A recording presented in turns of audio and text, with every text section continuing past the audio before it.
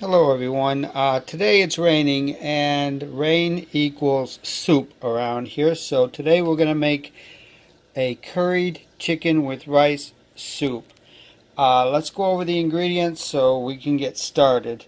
I've got leftover rotisserie chicken here. Again, I always choose the lemon pepper, but the traditional or Italian herb, any one of those would be fine. But I like the lemon pepper the best.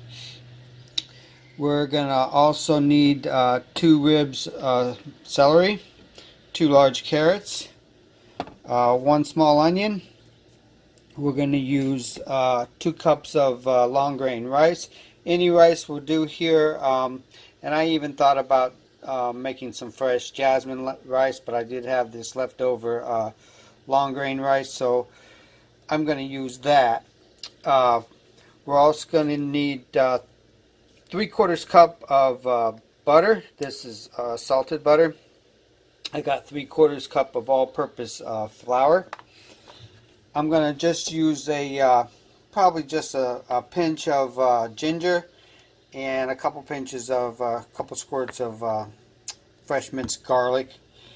And the main spice is the curry powder, and just so you know that all curry powders aren't the same, this is the Renai mild, and that one I like a lot. If that's not spicy enough for you, you can always add a little cayenne pepper, but this one doesn't really have that kind of like of a bitter aftertaste like the McCormick. I really don't like the McCormick that much, and this is also actually pretty spicy, and I don't really want it to be spicy, so I'm not going to put any pepper in there at all. But if you wanted a little spicy heat to it, you could add some, but I'm just going to go with this, and that's going to be just a teaspoon of that. We also need 3 12-ounce cans of evaporated milk and 4 cups of chicken stock, and this is exactly 4 cups, this container, so that works out nice. There won't be anything left over. So I think that's all the ingredients. So I'm going to go ahead and dice these up. I'm just going to dice them up quarter, half-inch, about half-inch dice. Same with the chicken, and get it all ready. And we're going to do this on the stovetop in a 5-quart Dutch oven. Alright, so I got everything cut up, like I said, about 1/4 inch to 1/2 inch pieces, just diced up, just so you can see the size of everything. Everything's about the same size, and that's really the most important. You don't want it to be too big, and you don't want it to be too small where everything kind of disappears and falls apart either. So, but there you go. That's the size that I cut it up as. Same as the chicken. I got about 3 cups of chicken here. And again, 1/2 inch pieces. You can't get this too small or it'll all fall apart and shred. So about 1/2 inch cubes on the chicken work out pretty good. I got a mix of white and dark meat, and I also left the skins on. You could have pulled it off, but I actually like the skin on there, so I left it, but you could have taken it off. Alright, so I'm going to get the pan heated up. I'm going to also get the camera mounted, and we'll be back for the first step of the cooking process. Alright, so I got this on medium-high heat. You don't want your surface to get too hot or your butter will scorch.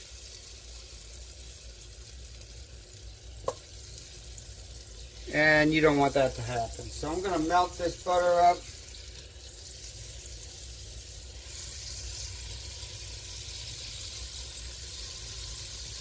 And then add the vegetables. What you want to do is cook these vegetables down, melt the butter, and let them cook for about 2 to 3 minutes.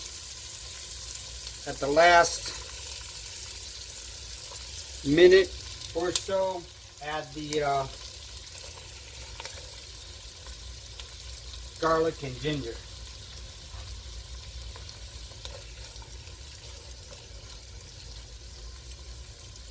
So I'm not going to put the garlic and ginger in right away. I'm going to wait till these cook down and soften up a little bit. So I'll be back in about 2 minutes or so for the next step. Okay, so it's been cooking for about 2 minutes. Again, you don't want it to scorch, so keep an eye on it. I've got this at about a medium high, and that's about it. So you don't want that too hot. It's better to go low than too high. Alright, so I'm just going to go ahead and add a pinch of garlic, or 2 pinches of garlic, 1 pinch of ginger. Not too much. That ginger can be very strong, and you don't want it to kind of overtake the dish too much. So I'm going to let this go for about 1 more minute, then we'll start adding the next ingredient. You can see they're starting to sweat and cook down just a little bit. They're not as crisp and crunchy as they were before, and the butter is completely melted and smooth. So I'll be right back in about 1 more minute to start adding the flour. Alright, so before I add the flour, I kind of want to put the curry powder in first. So here's my teaspoon of curry powder. It's kind of a heaping teaspoon. And I want that to be fully mixed. So that's why I'm adding that first. And now I'm just going to slowly add the flour. I'm going to bring the heat off just a little bit. Bring it down to medium because this is going to thicken up. And the first thing it's going to want to do is start burning. So don't let your heat be too high. We're going to try to cook this for about 1 minute. Keep it nice and smooth. And then we'll start adding the evaporated milk after about a minute of cooking this flour down. You just don't want a pasty flour texture and taste in your soup, so you want to try to cook some of that flour taste out of it.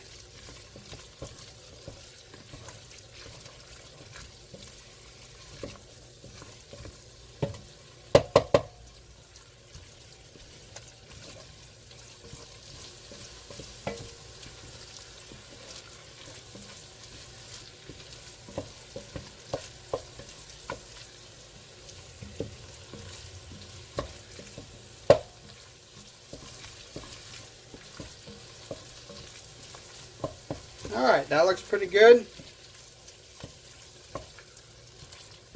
It's kind of thick and pasty. Notice it's not burning. You don't want it to burn. And like I said, I knocked this down to medium just to make sure it wouldn't burn.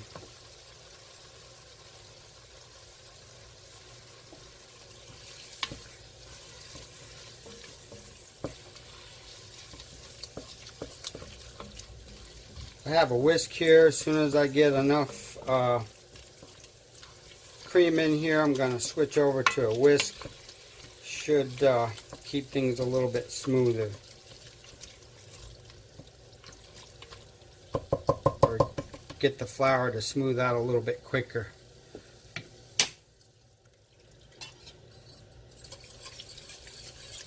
There we go.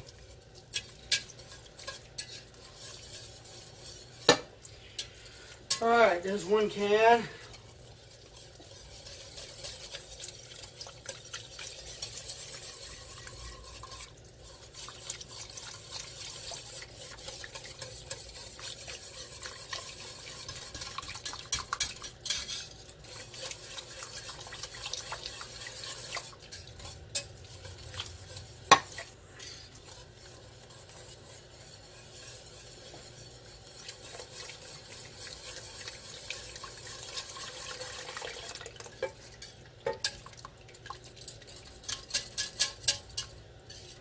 Sort of sticking in the corners, so make sure you completely get it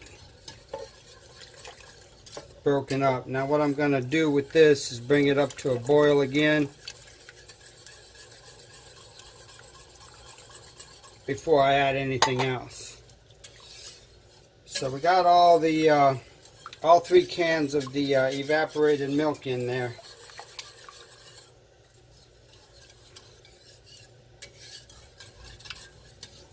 What I'm going to do is continue to mix this as I bring it up to temperature. So I'll be back at that point. So you can see it's probably going to take about 4 or 5 minutes at least. Those cans cooled it off quite a bit. So I'll be back at that point. Alright, so this took about maybe 7 minutes to come back to a boil on just over medium heat. And so as you can see, it gets really thick again. And now what we're going to do is we're going to slowly add the broth.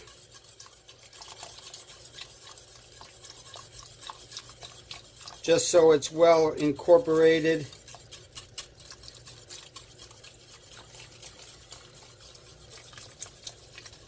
And well blended.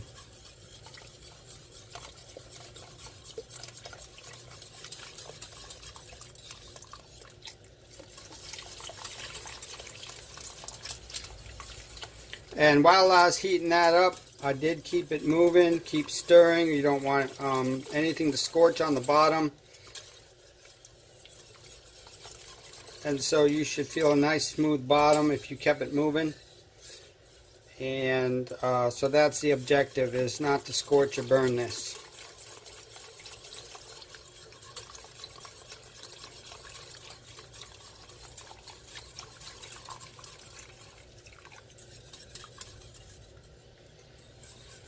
Okay, so that's all mixed and well incorporated. At this point you can add your chicken and your rice and then bring it back up to a boil. Here goes the rice. Try to break up any clumps that might be in there. I already tried to get as many as I could broken up. Hopefully once it warms up they'll all separate. It's not like it's a medium grain rice or anything. Then here goes the 3 cups of chicken. And all you want to do is bring this back up to a boil. Now that we put all that cold items in there, bring it back up to a boil so the vegetables can continue cooking.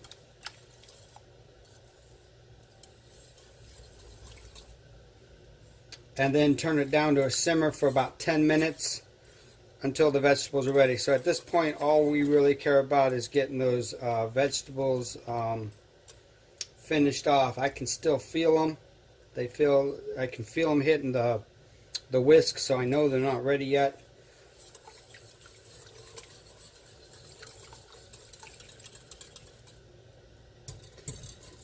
So again, I'm going to bring this up to a boil and then turn it down to simmer and let it simmer for about 10 minutes uncovered until the vegetables are ready. We'll be back at that point. Alright, so I just got this up to a rolling boil now. Again, I don't want to burn it. It took about 12 minutes to come up to a boil. It gets a little frothy. You can tell it's just about ready to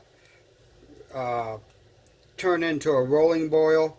At this point, I'm just going to go ahead and turn the heat down to a simmer. And I'm going to just let it sit until the vegetables are done. And I'm not going to cover it. I'm going to leave it uncovered. And this will probably take another 10 minutes or so. And at that point, I'm just going to test the vegetables, wait for them to be soft and tender, and the soup will be ready to serve. Alright, so that took about 12 minutes total. It did start to thicken up a little bit, so I just added a little bit more water. I probably added a total of a half a cup of water over the 12 minutes, and I just left this wooden spoon in there and came back and stirred it about every minute or so, so it wouldn't scorch on the bottom. I just kept it moving. So if you are going to walk away from it, don't walk don't be gone too long. So I'm just going to go ahead and serve up a bowl. So there's the consistency I wanted, just sort of not too thick. I didn't want it, you know, real thick like it was pasty, but I didn't want it thin and runny either. So this is a good consistency.